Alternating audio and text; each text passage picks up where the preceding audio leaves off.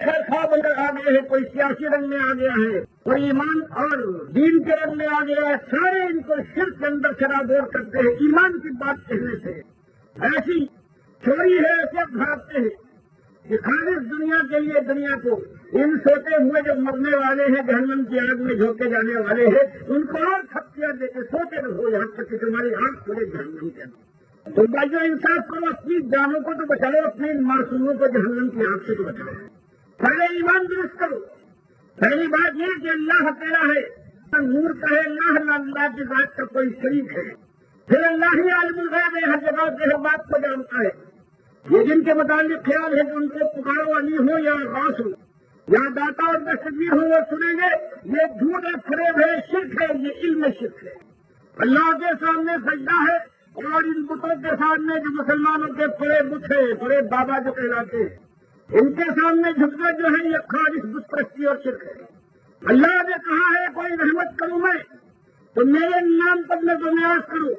یہ میرا احسان ہے، میرا شکریہ ادا کروں۔ یہ میلادیں کرنے والے، یہ میلاد النبی کے نام پر نظر نیاز اللہ کے نبی سمجھ کرنے والے، یہ 11ویں بیدے کہانے والے اور ان کی نظر نیاز کرنے والے، یہ چوڑیوں والے، یہ حسن حسین کے شربت والے، یہ ساری نظر نیاز غیر اللہ کی، یہ شرک کرنے والے مشرک، ان کا کھانا اور پینا جن پر یہ شرک کیا گیا ہے وہ ایسا حرام ہے کہ سور کے گوشت سے زیادہ نجس اور حرام ہے۔ آج امت مرسلوا سمجھ کر کھا رہی ہے۔ بتاؤ انداز یہ ہوتا ہے ان مرنے والوں کو مرنے دو کہ جہنم میں ان کی آنکھ کھلے، بلکہ کام یہ تھا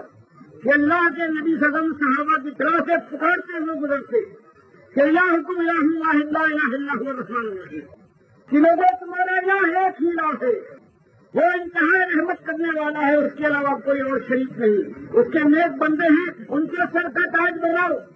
وہ ایماندار تقوی والے تھے، اللہ کے سامنے جھکے رہتے تھے، اللہ کے دین کے لیے انہوں نے اپنے سر کی بازی کھیلی ہے، ان کو سر کا تاج بناؤ، ان کے راستے پر چلو۔ لیکن وہ مشکل کشا اور دستگیر اور داتا نہیں ہے، ان کے یہ نام میں ڈھلو، یہ نام میں شرک ہے۔ اور سب سے معمولی بات سمجھتے ہیں کہ دعا کر رہے لہک لہک کر کے اللہ یہ نماز میں نے پڑھی ہے، اس کو قبول کر اپنے نبی کے صدقے میں صلی اللہ علیہ وسلم کے صدقے میں۔ تو اللہ فرماتا ہے مشرکوں تم صرف گندے نجس مشرک نہیں ہو، بلکہ تم اللہ کی توہین کرنے والے بھی ذلیل ترین لوگ ہو، کیونکہ باری فرماتا ہے للہ الاسماء الحسنی فادعوہ بہا۔ اگر واسطہ اور وسیلہ کسی کا سچا ماننا ہے تو اللہ کے ذاتی نام بھی ہے، صفاتی نام بھی ہے۔ اللہ کی ذات کا، اس کی صفات کا سچا مانو۔ رحمت چاہیے، رحم الرحمین اپنی رحمت کے سچے میں میرے ساتھ یہ کر، رزق چاہیے رزاق، اپنی رزاقیت کے سچے میں میری آمدنی کو اور میرے بند رزق کو کھول دے۔ تو مالک یہ فرماتا ہے، اور آج یہ ان کے دیندار نماز پڑھانے کے بعد یہ ظالم امام ہے، شرک کرتا ہے، کرواتا ہے اور کہتا ہے ہاتھ اٹھاؤ اور دعا کرو کہ جو ہم نے نماز پڑھی ہے یہ پنج پاک کے سچے میں، یہ علی رضی اللہ تعالیٰ عنہ کے سبقے میں، یہ محمد صلی اللہ علیہ وسلم کے سبقے میں یہ سکھایا جا رہا ہے۔ اس کو سمجھتے ہیں بڑے محبت اور بڑی لجاجت سے یہ بات کہی ہے، اور یہ اتنا شدید شرک اور الہاد ہے کہ اللہ تعالیٰ کا غضب پر نازل ہوتا ہے۔ تو ایک طریقہ تو یہ تھا کہ آپ کے سامنے فضائل بیان کیے جاتے، کہا جاتا واہ بڑی مصیبت برداشت کی ہے، بھوک اور پیاس آپ نے صحیح ہے، بس جنت آپ کے لیے بے قرار ہے۔ تو شاید تعریف کی جاتی کہ ہاں مولوی صاحب نے بہت اچھی بات کہی، اور اس کے بعد جب آنکھ کھلتی جہنم کے شعلوں میں تب لعنت بھیجتے مولوی صاحب کے اوپر، کم وقت نے دنیا میں ہم کو غافل رکھا، اور آج جو سامنے صحیح بات لا رہا ہے خیر خواہی کی بات، اپنی جانوں کو بچاؤ، اپنی اولادوں کو بچاؤ، اپنے پیاروں کو محفوظ کر لو۔ وہ آگ ہے کہ مالک فرماتا ہے تو انفسکم یا اہلیکم نارا، یہ بچانا ہے تو سب سے بڑی بچانے والی چیز جس سے بچایا جائے وہ ہے یہ آگ، کہ جس کا ایندھن بنے گا یہی انسان، اور جن پتھروں کو انہوں نے پوجا ہے، باباؤں کو انہوں نے پوجا ہے، یہ اس میں ان کے ساتھ جلیں گے، اس کی آگ ان کی تپش میں اور اضافہ کرے۔ تو بات یہ ہے، یہ بات اللہ کے نبی صلی اللہ علیہ وسلم نے اپنی قوم کے سامنے کہی، جو 2500 سال پہلے ابراہیم علیہ السلام کی ملت تھے، جو بدلتے بدلتے یہ ہو گیا تھا یہ اللہ کے ساتھ اللہ کے بندوں کو شریک کیا تھا۔ انبیاء کو کہتے تھے یا ابراہیم اغثنی، ابراہیم تم ہمارے غوث ہو، مدد کرو، جیسے کسی کو آج غوث بنایا جا رہا ہے کسی کو مشکل کرا۔ تو اللہ کے نبی صاحب نے فرمایا کہ اپنی جانوں پر رحم کرو، تمہارا ایک ہی مالک ہے۔ تو قوم نے ابتدا میں کسی نے تھوکا ہے آپ کے منہ پر، کسی نے خاص پڑا کر آپ کے چہرے کو داغدار کیا ہے، کسی نے گالیوں کی بوچھار کر دی ہے، کسی نے پتھراؤ کیا ہے، کسی نے لہو لہان کر ڈالا ہے، لیکن آپ سے بات کہیں کہ تم دائیں ہاتھ پر سورج بائیں ہاتھ پر چاند رکھ دو۔ بات ایک ہی ہے ایمان کی بات، یہی آزمائش ہے ایمان میں پورے اترے تو تمہاری آج دنیا کی جو پریشانی اور غم ہے، ساری تکلیفیں اور مصیبتیں اور دقتیں کبھی یاد نہ آئیں گی۔ اور اگر دنیا میں ہمیشہ تم نے عیش کیا ہے جیسے آج کوشش کر رہے ہیں کہ ہم کو اختیار مل جائے، ہم کو ووٹ دو، ایمان سے تعلق نہیں ہے، جاہلی کے نعرے لگاؤ، جاہلی کی دیکھ کہو، بابا کا عرس مناؤ، ہم کو ووٹ دے دو، ہم جہاں اقتدار میں آئے تو اس کے بعد پیٹ کی روٹی دیں گے، رہنے کے لیے چھت ادا کریں گے، تعلیم کے لیے یونیورسٹیاں اور کالج بنائیں۔ تمہاری منہ پر تالے لگے ہوئے ہیں جو کسی اپنے لیڈر کے لیے زندہ باد کے نعرے نہیں لگا سکتے ہو، کسی کے خلاف زبان نہیں استعمال کر سکتے ہو، چاہے تمہیں حق ہو تو ہم یہ کھلوا دیں گے، لیکن کوئی ظالم یہ نہیں کہتا کہ ہم تمہارے اس ملک کے اندر وہی نظام قائم کریں گے جس کے لیے مالک نے اپنے قرآن کے دستور میں فرمایا وقضى ربك الا تعبدوا الا اياه، کہ مالک نے فیصلہ کر دیا کہ اس کے بندے جب غالب آئیں گے تو ہر جگہ پر صرف اللہ کی توحید کا دور دورہ ہوگا اور شرک کا کہیں نام نہ ہوگا۔ آج شرک کا نام نہیں تو ان کو ووٹ کون دے گا؟ یہ چادریں یہ سب ہے، وہ جو قوت دین کے قائم کرنے والے ہیں اس الیکشن سے پہلے جا کر بڑی امام کی چادر چڑھاتے ہیں اور کہتے ہیں کہ اگر مجھے تم نے کامیاب کروا دیا تو راول پنڈی سے یہاں تک کی جو سڑک ہے اس کو دورایا اتنا بڑا کر دوں گا کہ آسانی سے یہ مشرک اپنی چادریں چڑھانے کے لیے بابا کے چرنوں میں جا کر اپنا ماتھا ٹیک۔ قرآن میں آیا ہے نمل میں یا قوم ثمود میں یہ ظالم 9 بندے تھے،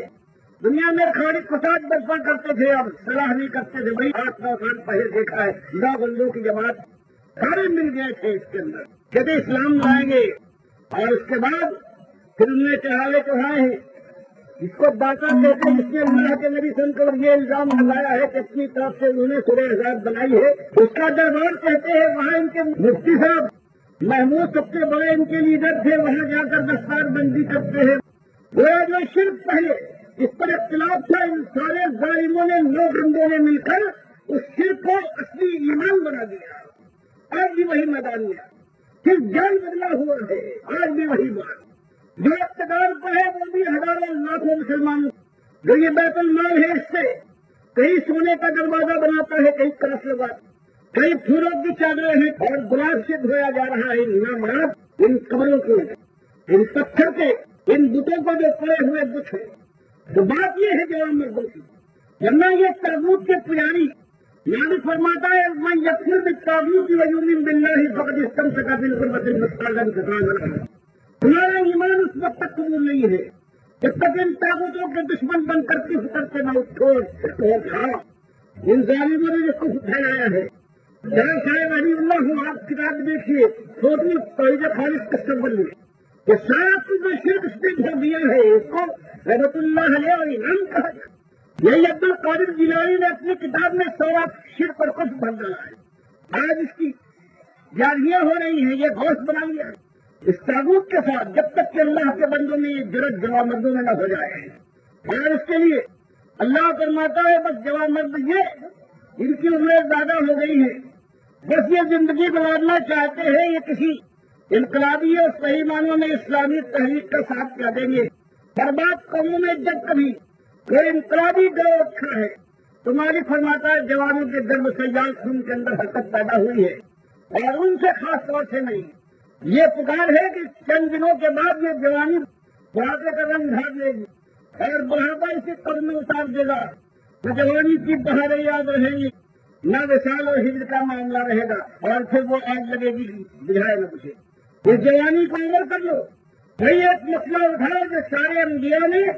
اللہ کے آخری رسول صلی اللہ علیہ وسلم نے آپ کے صحابہ نے اٹھایا کہ الہکم الہ واحد لا الہ الا هو الرحمن الرحیم، کہ الہ تمہارا ایک ہے، مالک تمہارا ایک، بندے تم کسی بندے کے کسی اور کے بندے نہیں ہو۔ جو اس کی بندگی کرنے والے تھے ان کو اپنی سر کا تاج بناؤ، ان کے طریقے پر چلو، لیکن وہ مشکل کشائی اور دستگیری اور داتائی کی جوتا رکھنے والے نہیں ہیں، بلکہ ان کی اکثریت جو آج پھیلی ہوئی جس کو ایمان کہا جاتا ہے وہ طاغوت تھے، ان سے کچھ کرنا ہے۔ نامردی کا ایک انداز ہے، اور اللہ نے کوئی شریعت، کوئی کتاب اور کوئی رسول نامردوں کے لیے نہیں پڑھا۔ جو پیٹ کے بندے ہوں، جو بھرتے ہوئے سورج کی پوجا کرنے والے ہوں، جو خالص رزق کے، کام و دہن کی، لذتوں کے رسیاں ہوں، بس کوئی چیز لذت آمیز کی طرف ٹھوکر کے ذریعے سے پھینک دی جائے وہ اسے چوم کر اپنے سینے سے لگا کر پیٹ میں اتار لے۔ اللہ نے کوئی دین نہیں اتارا ہے، اور دین اسلام جو ایک ہی دین ہے اللہ کے یہاں، مالک فرماتا ہے ان کے یہ سب ان کے لیے ہے، ہم نے ان کے لیے ان کو اتارا ہے کہ جن کے ایمان کا عالم یہ ہے انما المؤمنون الذین آمنوا باللہ ورسولہ ثم لم یرتابوا وجاہدوا باموالہم وانفسہم فی سبیل اللہ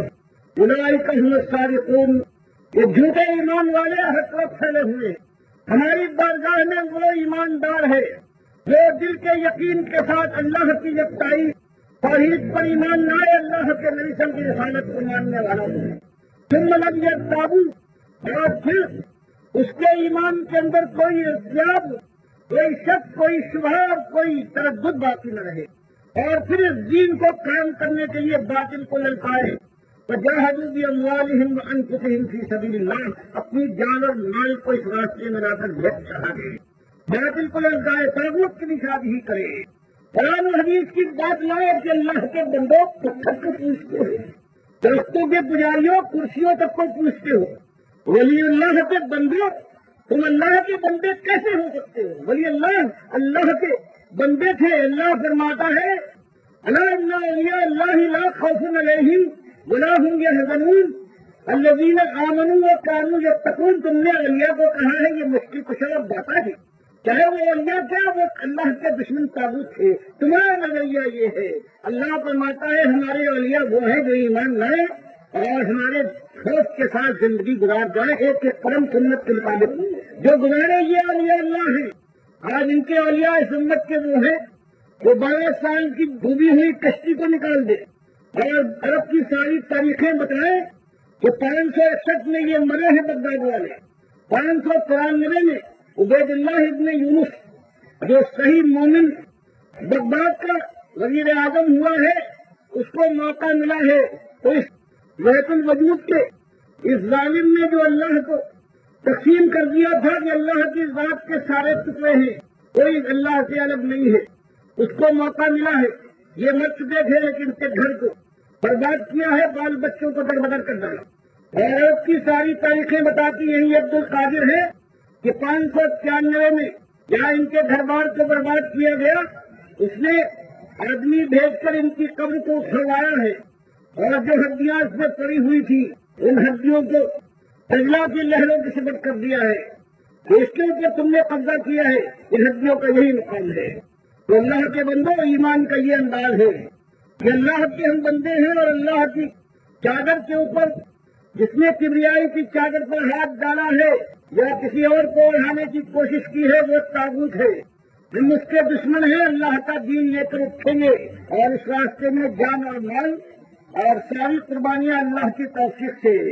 اللہ سے طلب کریں گے جو ہم کو توفیق دے۔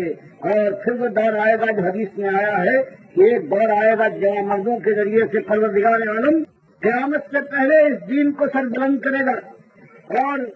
اس زمین کے اوپر ایک کافر بھی اس وقت موجود نہیں ہوگا، وہ دن آئے گا۔ اب بتاؤ جو یہ کہہ رہے ہیں کہ تمہارے لیے دنیا ہم یوں ثواب دیں گے، بس ہر جگہ ایسی عیش ہے،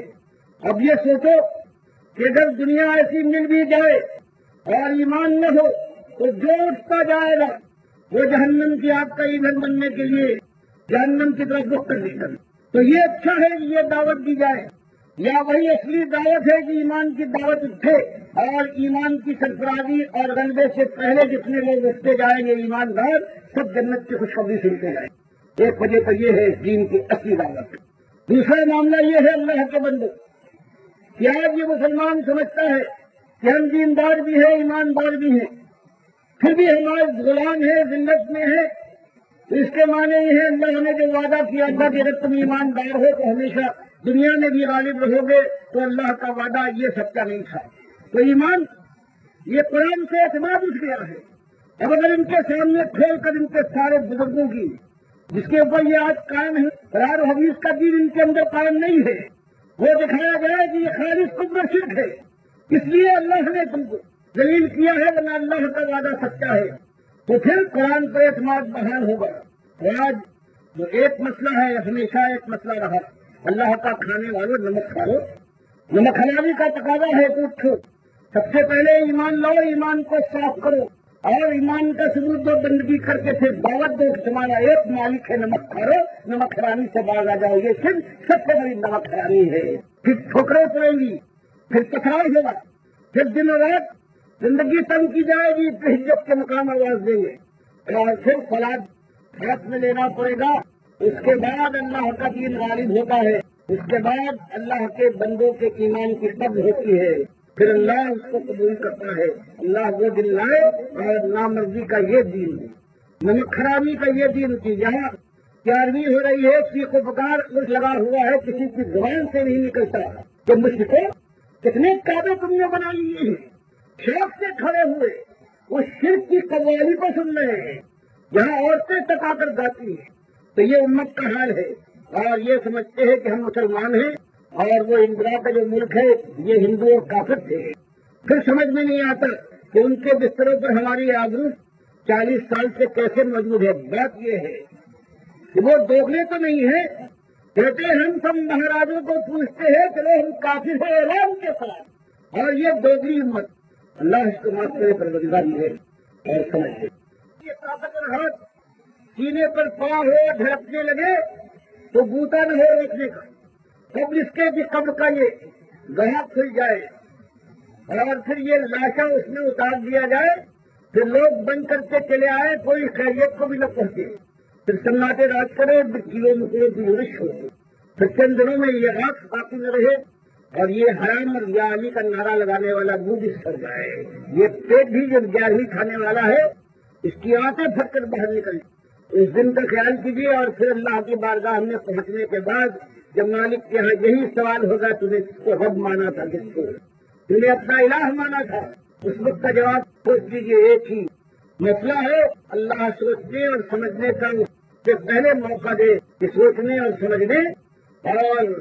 پھر تلافی کا موقع ختم ہو جائے۔ اللہ مجھے بھی توفیق دے اور سارے سننے والوں کو۔ ایمان ان کے مالک کا معاملہ ہے، ان کے رسول صلی اللہ علیہ وسلم کی پکار ہے، ان کے صحابہ کا یہ انداز تھا جس کو آج بدل ڈالا گیا ہے۔ تب ہم یہاں پہنچے ہیں، اور اس کے بعد ہمیشہ جہنم میں جانے کا خطرہ ہے۔ اللہ سب کو بتائے۔